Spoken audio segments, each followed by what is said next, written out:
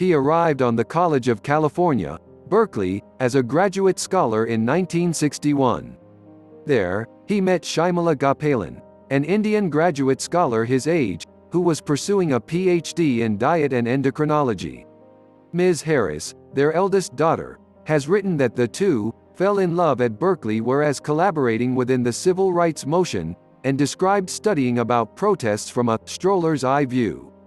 When the youngsters had been very younger, Dr. Harris acquired a sequence of instructing jobs at faculties in Illinois and Wisconsin, shifting the household repeatedly. The couple separated in 1969, when Ms. Harris was 5, and divorced 2 years later. In The Truths We Maintain, her 2018 memoir, Ms. Harris wrote that, had they been a bit older, a bit extra emotionally mature, possibly the wedding may have survived. However, they had been so younger. My father was my mom's first boyfriend. The divorce was bitter.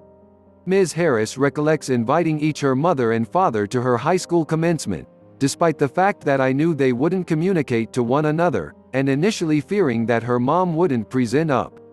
She did, in a very shiny crimson costume and heels, Ms. Harris wrote.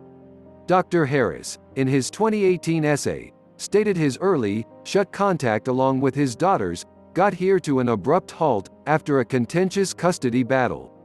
He stated the divorce settlement had been based mostly on the false assumption by the state of California that fathers can't deal with parenting, particularly within the case of this father, a Negro from the Islands, was the Yankee stereotype, who would possibly simply find yourself consuming his youngsters for breakfast.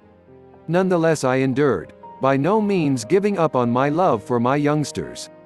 This friction didn't gradual Dr. Harris' skilled rise, and he was granted tenure first on the College of Wisconsin, after which at Stanford College.